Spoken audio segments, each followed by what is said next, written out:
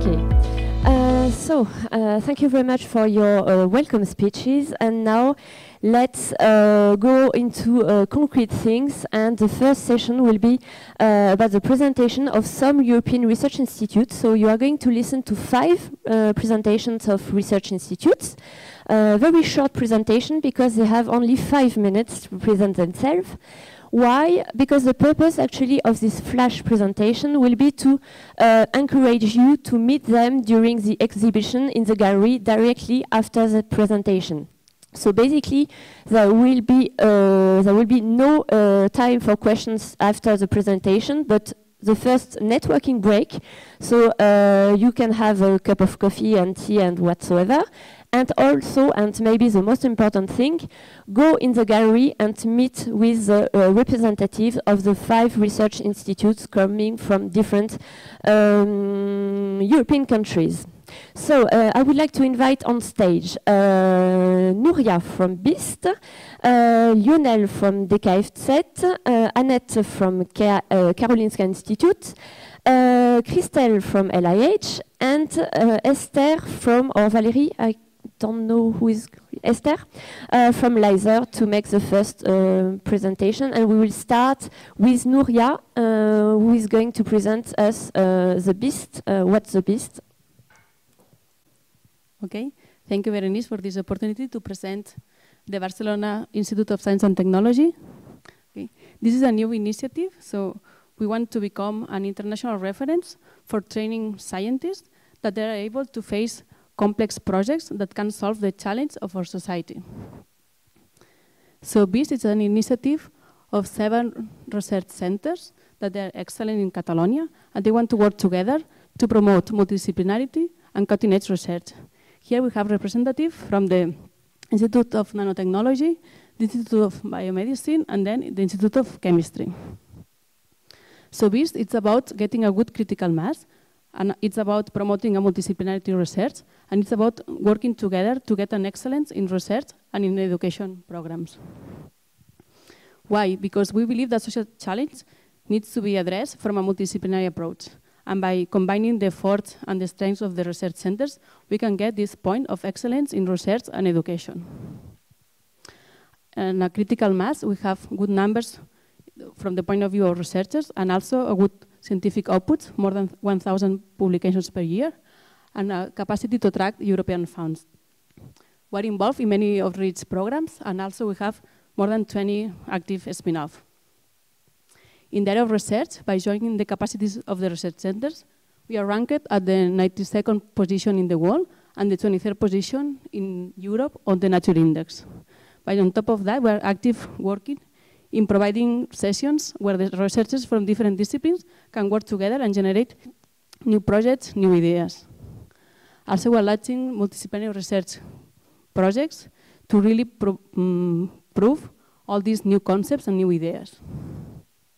This stimulating multidisciplinary research environment, it's a really unique opportunity for us to train scientists that are able to face these complex projects that will respond to the necessity of our society. So then we have programs for master students, programs for PhD students, and programs for postdoctoral researchers. So this September, we have launched a Master in Multidisciplinary Research in Experimental Science with the University of Pompeu Fabra. It's a really pioneering program because it's focused on intensive research training that is designed to prepare PhD students to undertake a PhD program. So most of the credits are dedicated to research training in 2 different projects in 2 different disciplines. And also it's combined with training in professional skills, as scientific communication, project management, and research integrity.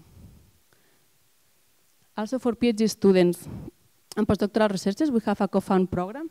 It's a 5-year program that we want to enroll 28 PhD students and also 61 postdoctoral researchers in 4 different calls. We're working together to join the capacities of all the research centers to offer to the researchers a good list or a good portfolio of training activities in 4 main areas that we believe that are relevant to become a competitive scientist: scientific knowledge, transferable skills, research integrity, and innovation. And we are developing our career development service to give support to researchers along the career progression. On top of that, we're organizing courses around the PhD program to bring together researchers from different institutes to work together in transferable skills and being collaborative researchers. Also for postdocs researchers, we are focused in developing their leadership skills to give support to the transition between PhD student, postdoctoral stage, and also to prepare them to get a good position into the market or into the academia. All these activities aim to develop effective and collaborative new research leaders. Also for postdocs, we want to strengthen the community of postdocs, so we are offering opportunities to self-organize and design activities by postdocs and for postdocs. And also opportunities to develop entrepreneurship skills to facilitate the access to good job positions into the market. So just to finish, so if you want to become a member of the BIS community and want to enroll our community as a PhD student or postdoctoral researcher, please come to us, to me or to one of the representatives of the research centers, and ask questions, and we will be more pleasant to share our knowledge. Thanks to all of you.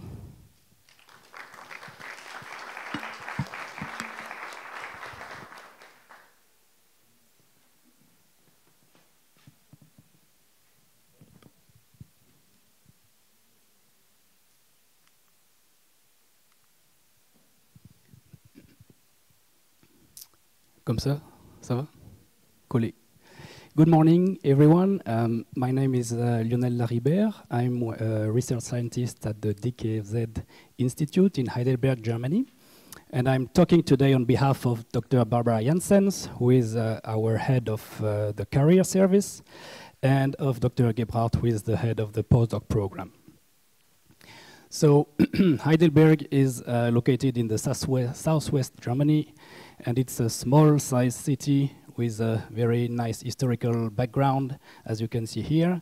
The DKFZ stands for German Cancer Research Center and belongs to the Helmholtz Alliance, which is the biggest science funding agency in Germany. Our institute is divided in 7 different programs. So we have tumor biology, functional genomics, cancer prevention, tumor immunology, imaging, infection and cancer, and the last one, translational cancer research, which is the one where I'm working in. We have, so the DKFZ offers a very strong international PhD program. There are about 550 students right now, including 32 stipends from the DKFZ, and the other students are funded by other ways. Half of them are internationals, so if you have no German skills, it will not be a problem for you. And we have 2 selection processes a year, so the deadlines are usually January 5th and May 30th. So as you can see, the first one is coming up soon, so if anyone is interested in a PhD at DKFZ, I encourage them to visit our website, dkfz.de/phd. The DKFZ also have a strong partnership with Israel in the context of the German-Israeli Helmholtz Research School, where PhD students are able to travel over there for a period of 6 to 12 months. DKFZ also offers a postdoc program, which is now called Connecting the Dots. There are about 400 postdocs, which are usually international researchers or clinician scientists. Since 2 months, there is a new career center which is born, and I'm going to go back to that in the next slide. Our postdoc program includes an active postdoc network, which is a subset of the postdocs at DKFZ, who are very actively and enthusiastically organizing social events, but also annual meetings, retreats, or career days. And as an example, last Friday I was at the career day with the topic R&D, research and development, where 12 DKFZ alumni came to explain what they did after DKFZ and how they end up working in the industry. And finally, the working language, once again, is English. So if you don't speak German, it will not be a problem for you. However, I strongly encourage to learn it as soon as you live there. So this career center is funded with 150K per year over 5 years. And the plan is to really strongly accompany our postdocs toward the end. So basically, the idea is that they should already know what they want to do once they start their postdoc. So DKFZ offers up to 10 fellowships for postdocs per year after a strong selection process as well. And you can have more information on our website, dkfz.de/postdoc. But we also encourage you to directly contact the labs and the lab heads to talk to them and see if there are any alternative opportunity for funding. So the next announcements for postdoc fellowships will be next spring. And this is my last slide. So we have an international staff service which is taking care of all foreigners coming to work in the DKFZ. So, and they are really helpful with any problem with visa, residence permit, how to choose a bank account or health insurance, and childcare, of course. So thank you for your attention. And if you have more questions, feel free to visit our booth, where I will be until tomorrow at 12. Thank you.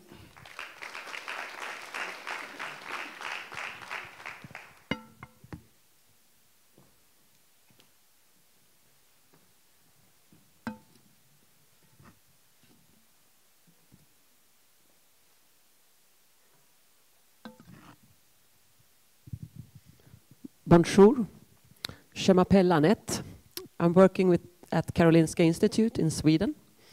And 10 years ago, I decided to leave research and to support research career development, both within academia and also outside academia. So in Sweden, we have many universities, and Karolinska, Stockholm University, Royal Institute of Technology, and Uppsala University also run a Science for Life laboratory. It's a core facility for all Sweden in bioinformatics. And Karolinska is the second largest producers of PhD students in Sweden. And we're also the largest center for medical education and research. And we receive about 40% of the national research funding in medical area. And this is two very new building in our campus. So on the right side here, you see the new laboratory that will be moved into next year, and it will host about 1,600 researchers. So it will be a large move during spring, but then hopefully, if you join KI during the half of next year, you have really good facilities to do research. And these are some of the research areas. So we have research in cancer, we have research in neuroscience and public and international health, and many more. And you can find more information on our webpage on all of these. On the next side of the street, we also have a new hospital that has been built and started running this year. So there is a lot of clinical research collaborations going on. And also both in education and in advanced healthcare solutions. I will talk a little bit about the academic career at Karolinska. So we have about 2,300 PhD students, about 1,000 postdocs, and then you can see there is a big gap. So we have about 200 assistant professors. And if you're a postdoc and want to move to assistant professor, you need to know that you need to take this career step within 7 years after PhD degree, and this will change during next year, so you need to move up to assistant professor 5 years after your PhD. So this has caused a lot of extra work for career service, because there is some panic now, postdoc that have been longer than 5 years, how to continue on that academic career. I should say you can also apply to the professor and senior research fellow positions with more than 7 years, but of course you will compete with all the others that have been perhaps doing more research. We also have faculty-funded positions, and they are usually advertised in February, March. This year we had about 20 positions, and we had 200 applications for this, and they were filled now with about 90% international researchers. So we have succeeded with recruiting international researchers, and about 50% of the researchers are international ones. So English is the research language.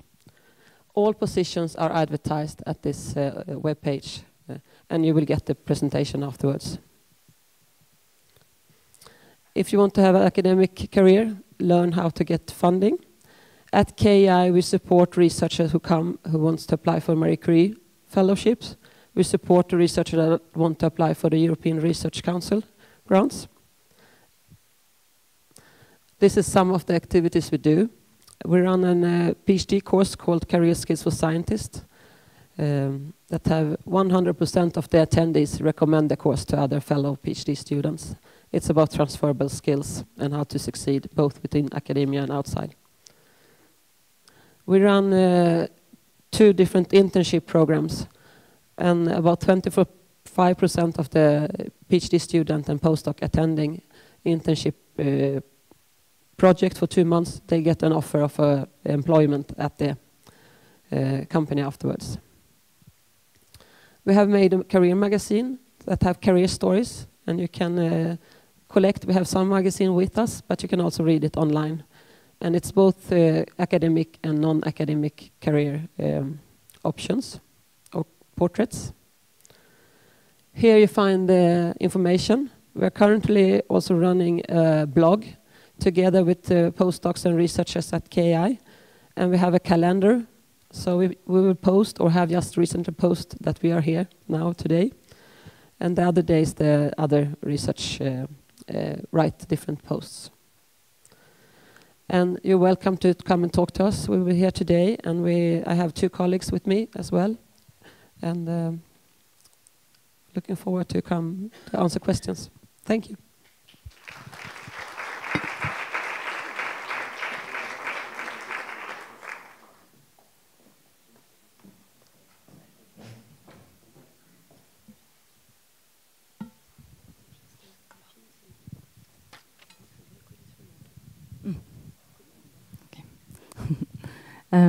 Good morning, everybody.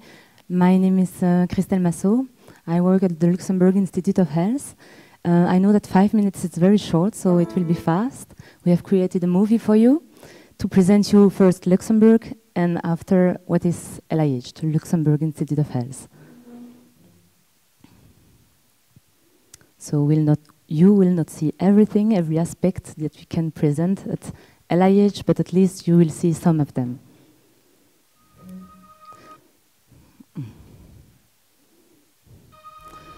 Is it true what they say about?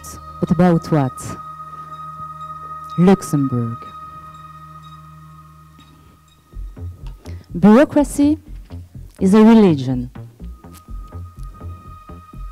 Progress is measured in runs per minute. And people mind their own business. No, no, no, no, no. It's not true. In the heart of Europe, a country with great social and political stability,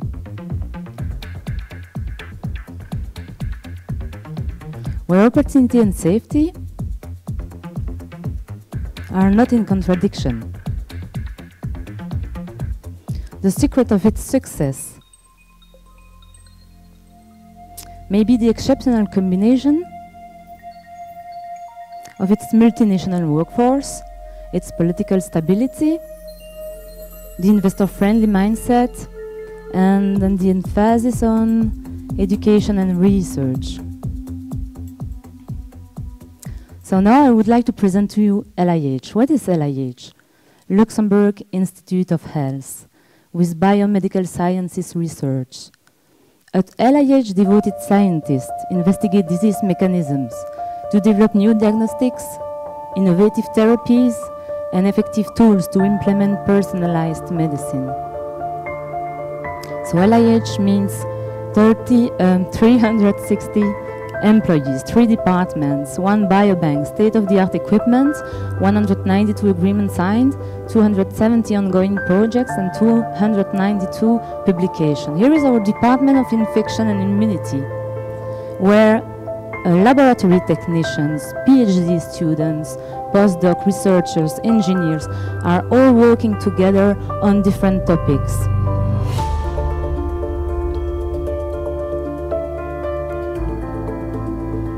We have also platforms with state-of-the-art equipment. There is the site of 2.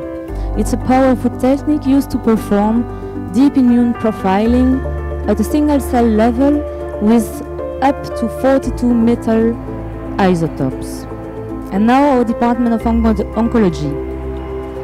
Research are focused on cancer, breast cancer for instance, but not only, brain cancer also.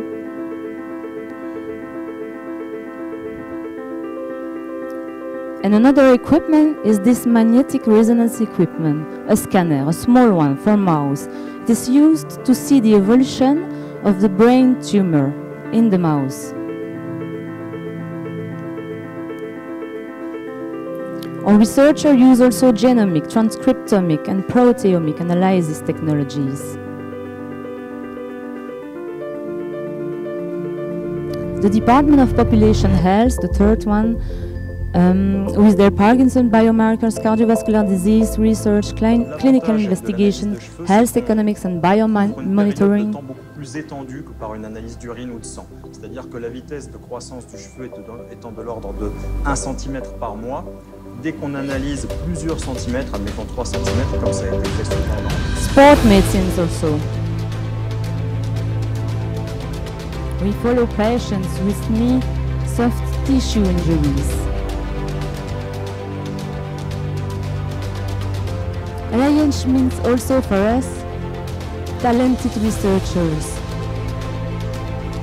giving conferences all over the world. A PhD student community with a special training program for them. 35 different nationalities. We speak French, German, English, Luxembourgish, but not only, and also social events. This was our last Christmas party. So now I can only say come to visit us at the table, for instance, first, and stay with us in Luxembourg after. Thank you for your attention.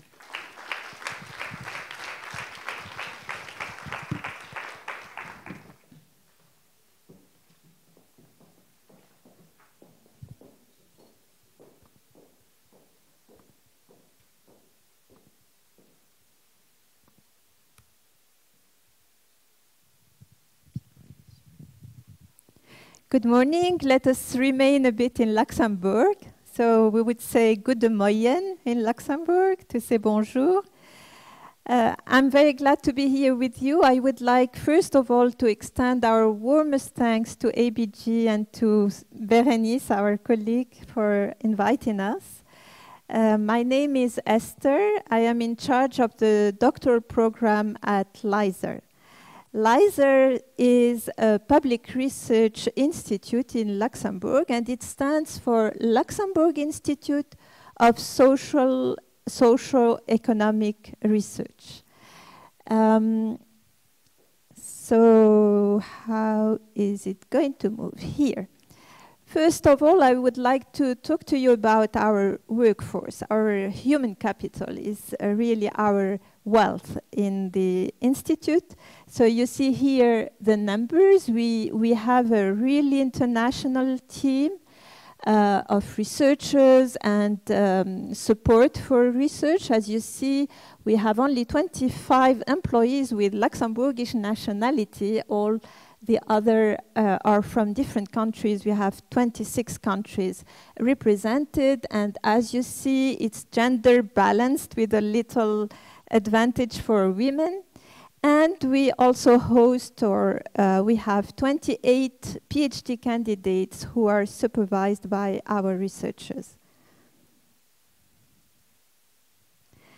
Our institute has 3 main departments and another department that I will be talking about. So let me present you the labor market department. You have here a small list of our leading questions in this department, which is composed of 25 researchers and with leading 24 projects, and has for last year 31 publications. So you see that we have very diverse questions regarding labor markets in Luxembourg and in Europe, like why are women more satisfied in the workplace, for instance, or how can social partners contribute to gender equality. But we work also, we have a big team working about immigrants, and for instance, the question about the what is the intention to settle influence their labor market integration, and the team about also childcare and how it affects the labor supply of mothers. These are small examples of the very diverse questions they are tackling. The second department is living conditions, department with 32 researchers, which is leading 28 projects and had this year 37 publications. You see here also some examples of the topics, like research work about the minimum income and how this guaranteed minimum income affect or encourage social inclusion. The teams are working about inequality, about poverty, and developing ways of measuring inequality and poverty. But also we have questions like how is multiculturalism shaping social cohesion? Again, a very large scope of questions. Another department I would like to present, the third one, is urban development and mobility. This is really special because we have with us social geographers working together with economy, sociologists, and others. We have 29 researchers leading 21 projects, and this year they had 23 publications. And they are, as you know, Luxembourg is at the border of 3 main countries, Germany, Belgium, and France. And so we have a lot of cross-borders workers every day crossing the borders and coming to work in Luxembourg. So this is a really interesting issue to analyze and to see all the consequences on mobility, transport, housing. So all these questions like how are housing policies affecting residential choices and real estate prices, these are questions that we are tackling in this department. And we have another department. It's the fourth one, but it's really at the service of all the departments. It's our department about service, and it's a data center that was recently developed in Leisure. So we have here 17 people working in this data center. And we have to say that over the years, as we developed experience about survey methodology, and we have large databases of surveys, we have developed a catalog, a LISA database catalog, which is newly developed, and it allows access to more than 150 databases and their associated metadata. So we have really here developed excellence in survey, and we are developing more and more about it. LISA really promotes mobility, which is the topic of our meeting here. We have schemes for mobility in and mobility out. So for mobility in, we have a very successful Visiting Scholars program. Every week, we can say, we have researchers coming from abroad, spending for short-term or long-term visits. So you see here, for instance, that for this year we have had 29 visiting scholars coming from 12 different countries, and they spent in total 109 weeks. But we have also a scheme for mobility out, as we encourage our researchers to take a scientific leave and develop partnerships with research institutions, universities abroad. So let's look at the future and how we see our mission for the coming years. The main goal of LISER is really to contribute to building a sustainable and inclusive society. This is our contribution to society.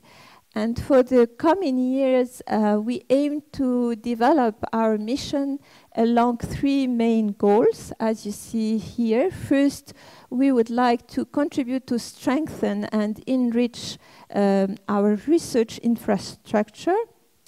Second, we would like to consolidate our national and international positioning in 5 areas of excellence. One about public policies, welfare and socio-economic inequalities. One about public policies and labor markets. About employer-employee relationships, urban policies, and spatial mobility. These are 5 main areas where we want to really consolidate our positioning at the European and international level. And third, we want to align with national and European priorities and mobilize something which is really rich in our institute, the interdisciplinarity of our teams, by orienting their work around 3 axes of priority research: crossing borders, health and health systems, and digital transformation, which is one of the very current topic. This was a very quick presentation. Of course, you are very much welcome at our booth. Together with our HR manager, we would like to welcome you and answer your questions. Thank you very much.